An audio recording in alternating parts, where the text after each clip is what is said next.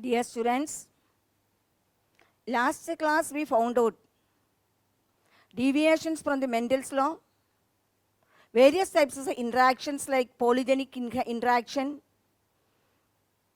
this multiple gene inheritance, incomplete dominance. In polygenic inheritance, you found out that a character is controlled by number of genes, and a human skin color is an example for that. I hope that you made the Punnett square of that inheritance. Today, we can have a new topic, that is pleiotropism, that is a deviation from the polygenic inheritance. Here, one gene controls number of characters. In pleiotropy, one gene controls several characters. Three examples are given there. One is PKU, second one sickle cell anemia, third one starch synthesis in pea blood. Here, one is PKU, phenylketonuria. It is a metabolic disorder, and this disorder is due to the recessive gene presenting in the chromosome number 12. Here, see number of amino acids there. One of amino acid is the phenylalanine. The conversion of the phenylalanine into phenylpyruvic acid, an enzyme is needed. Phenylalanine hydroxylase. Enzyme is phenylalanine hydroxylase. It is essential for the conversion of the phenylalanine into pyruvic acid. And this phenylpyruvic acid is, with the influence of this enzyme, is converted into tyrosine, hydroxyphenylpyruvic acid. And tyrosine is a precursor of the melanin. Melanin is a pigment essential for the coloration of the skin. So, due to the mutation of this chromosome number 12, this gene is not producing phenylalanine hydroxylase enzyme. As a result, the accumulation of the phenylalanine and phenylpyruvic acid in body fluids like cerebrospinal fluid, blood, urine, etc.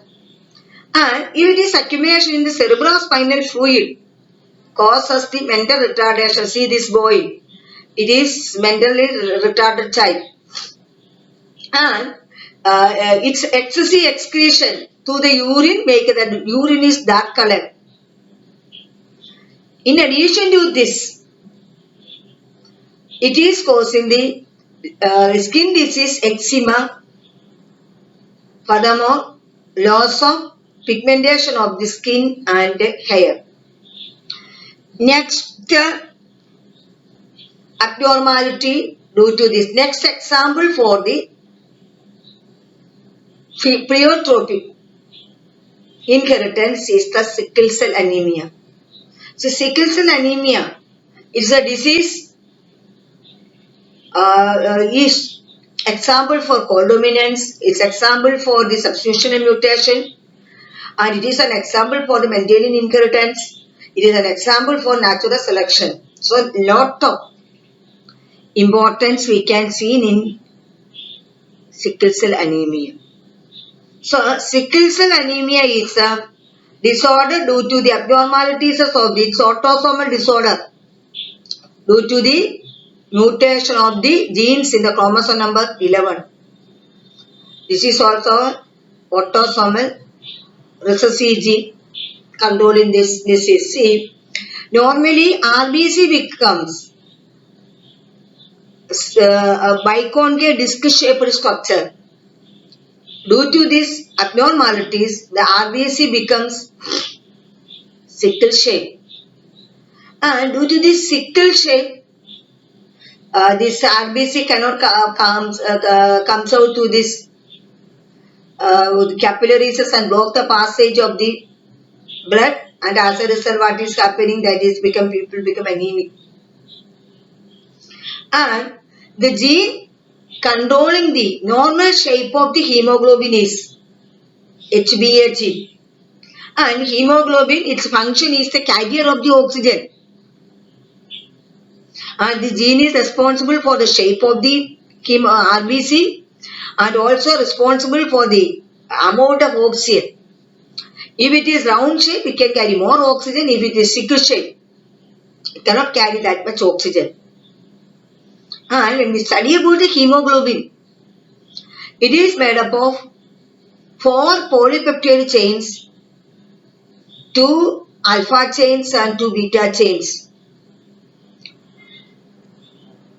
A single substitutional mutation, that is change in the codon of the beta hemoglobin, that is in the messenger RNA codon, that is the 6th position of the beta globin. Glutamic acid is replaced by valine. And as a result, when we study about the beta globin chain, first amino acid is the valine, second one is histidine, third one leucine, fourth one trypsin, fifth one proline, and sixth one is glutamic acid in the cases of the normal RBC. Due to the substitutional mutation, this glutamic acid is replaced by valine, and as a result, round shaped RBC becomes sickle shape. And normally, 2 types of alleles are there. One is HbA, and due to the mutation, the alleles become HbS. So this is a normal blood, and this is a sickle shape, and this is controlled by, see, it's normal. When you observe this 3 different types of genotypes we can observe. If an individual is normal, he is carrying both the alleles are HbA.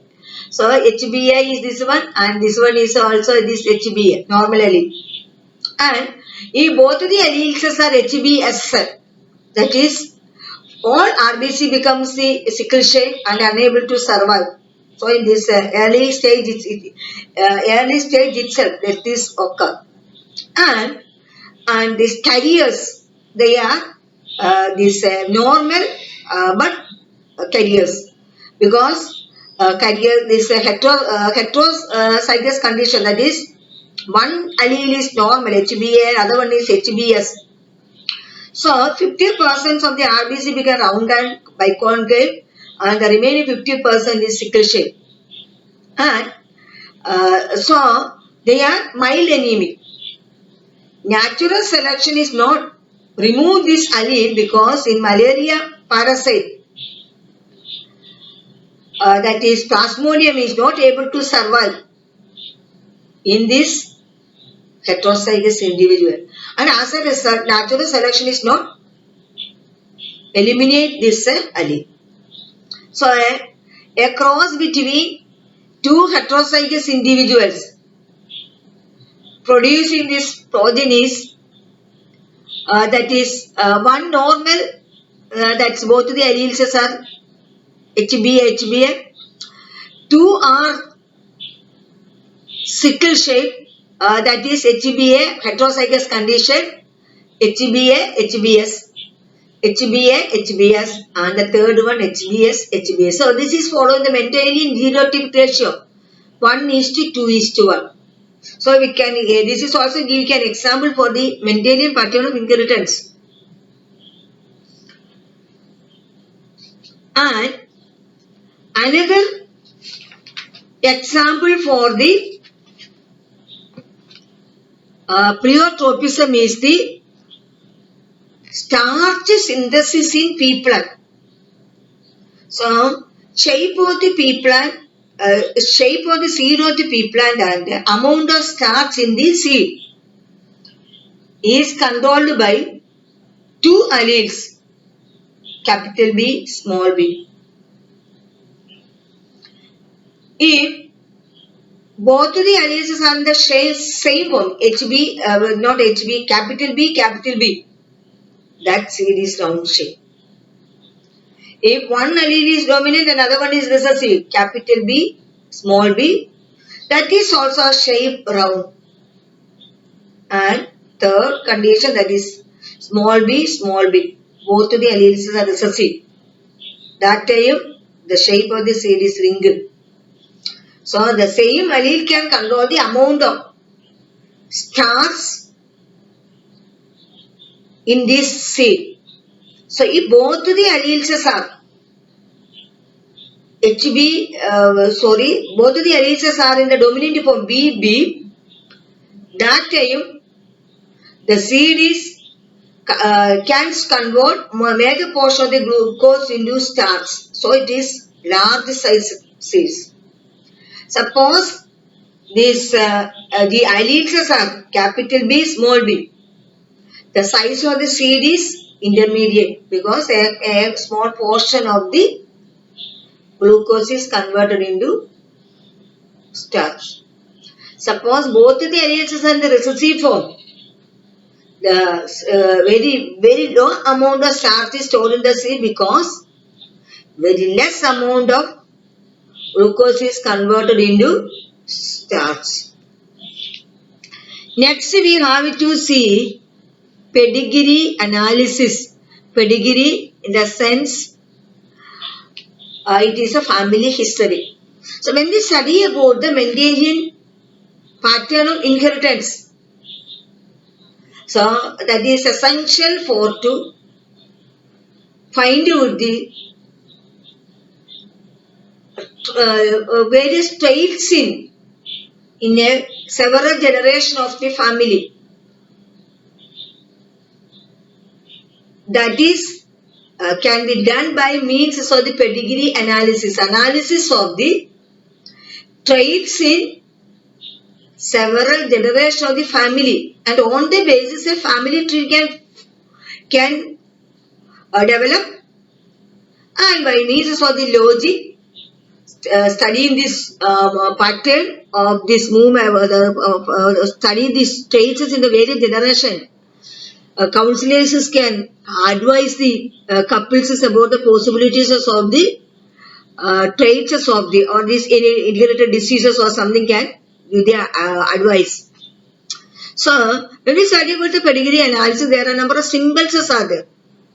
This pedigree analysis is mainly based on the rules of the logic. This female can be represented. This is the female and it can be represented by circle. If it is the male, it can be represented as the square. It is sex unspecified. It is this sign is this symbol is used for to sex unspecified. These solid symbols are this affected individual, and these hollow symbols are the normal or unaffected individuals, and this is partially affected.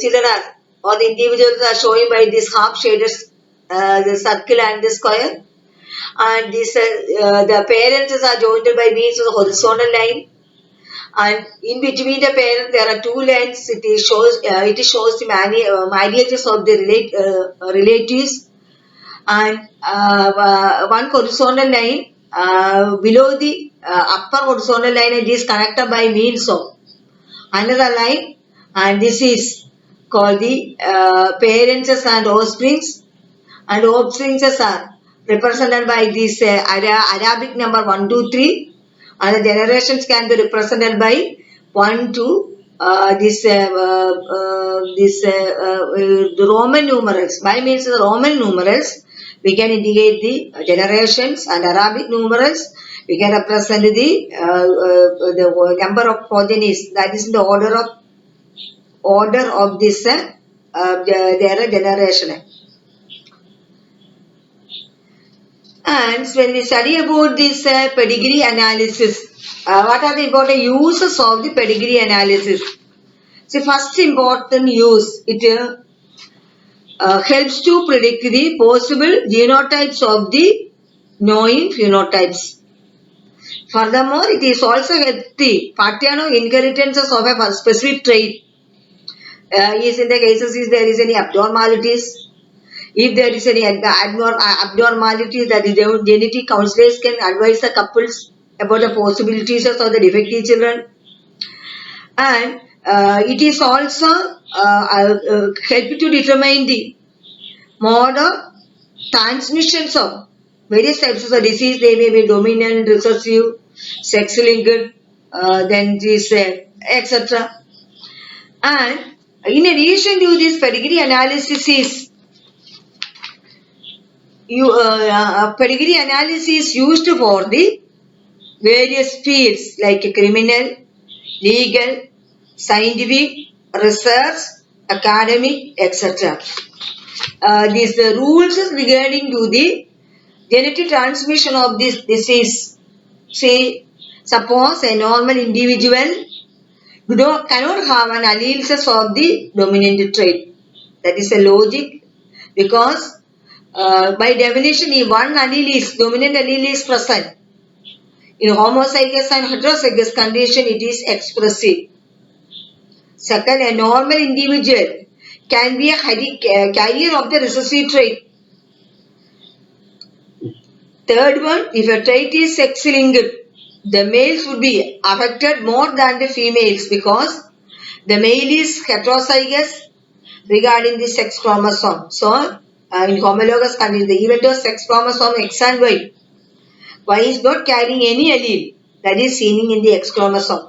So, in this Y chromosome, if there is only one X chromosome, that X chromosomes can express if the trait is in the recessive condition.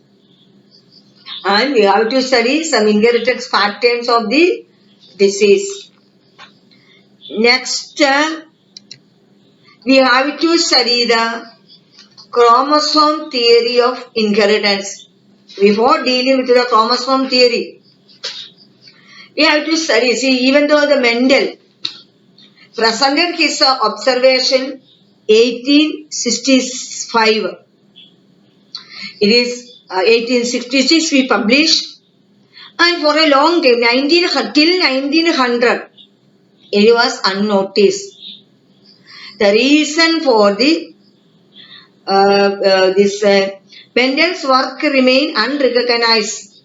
One is he published his work in an obscure journal, and second concept was the mathematical method he used for the biological explanation. Next concept, this Mendel's concept was far ahead of this time. Then, and his concept of this factor, it is not blending. All these are unacceptable by the scientific work. That is why it was unnoticed for a long time.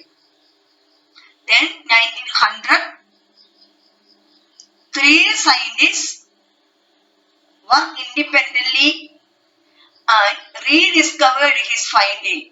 One is Hugo de Vries in Holland, then Teschermark in Austria, Correns in Germany. These three scientists rediscovered his finding. And later, Sutton and Boveri found out a parallelism between Mendelian factor and chromosomes.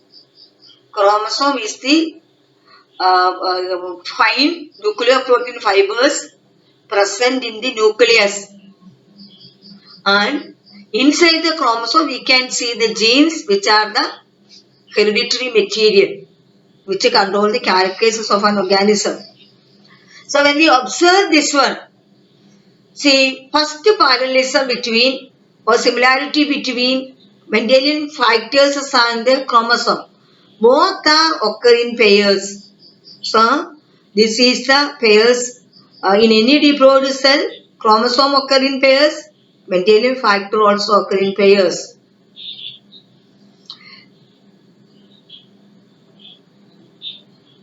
Second point, these Mendelian factors segregate at the time of gamete formation, like that of chromosomes, that is segregating during gamete formation. And these segregated gametes or the segregated chromosome restore the diploid condition during fertilization. The same only we can see in the cases of the Mendelian factors. So, during the fertilization, this segregated chromosome, segregated factors, they rejoin and the reproductive condition is re-established. And these gametes, which are the connecting link between, or it is a bridge between the parental generation and the new generation. These are the finding of this Sutton and Boveri, and afterwards they formulated the chromosome theory. The chromosome theory is that they found out that the Mendelian factors are present in chromosomes, and during the gamete formation, this chromosome segregate, not the Mendelian factors. And this chromosome can follow this law of segregation and law of independent assortment, etc. So this is the Mendelian factor. These are the homologous chromosomes. These chromosomes is forming this meiosis, this anaphase. They will segregate, homologous chromosomes segregate separate, and this gamete formation, each factor, this chromosome can enter into the separate gamete. So from one cell we will get 4 cells. So here also we can see the independent assortment of the chromosome. So that is the Mendelian factors. So if 2 or more characters present in an organism and at the same gamete formation, each factor can assort independently. So here these chromosomes can follow this independent assortment. That is this is a parental cell. It has 2 pairs of chromosomes, and this is this mitosis, and this is the meiosis. In mitosis, metaphase, this chromosome align at the equatorial plane, and this anaphase, chromatids, this centromere splits and chromatids move to the opposite pole, and from one cell, 2 cells are 2 diploid cells are getting. Here in meiosis, this homologous chromosomes is paired, so that synapses formation, crossing over, everything taking place. Then meiosis, the equatorial arrangement of this homologous chromosome, and anaphase, homologous chromosome separates, and as a result, 2 cells are getting from 2 haploid cells are getting from one cell. Then these cells undergo second meiotic division to form the 4 cells. So from the parent cell having the chromosome number diploid, and as a result of meiosis, these progenitors are getting, these 4 haploid cells are getting. See, then we will see that how this independent assortment is taking place in the chromosomes and the Mendelian factors. So, in these cases, this a dihybrid cross where this round yellow homozygous, this mate with a wrinkled green, that is also homozygous, and this F1, that is round yellow heterozygous.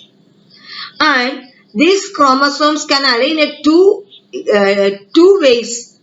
It can align at the metaphase, align at the anaphase, that is capital R, capital Y, small r, small y, one alignment.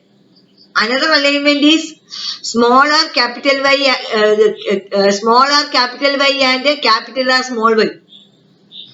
Suppose if the alignment is capital R, capital Y, small r, small y, and as a result, this homologous chromosome separates, and this anaphase, capital R, capital Y, is moving to the one chromosome, one gamete, and a small r, small y into another gamete. And this meiosis second, this four progenies, four types of gametes. In four types, 50% this Y, capital Y, this capital R, another 50% small y, small r. And if this possibility is this one, capital Y, small r and small y, capital R. If that alignment also the end, getting these gametes having this capital Y, small r and small y, capital R. So, from this two homologous, from this four different types of gametes getting during independent assortment. Students, we studied what is pleiotropism and what are the important advantages of the Mendelism and what is pedigree analysis and pattern of inheritance through the pedigree analysis. Furthermore, you found out the relationship between chromosome and gene. Furthermore, the parallelism between the chromosomal theory and Mendelian factor. So, you have to prepare a pedigree chart on the basis how the autosomal dominant traits transferring from one generation to another. Thank you, students.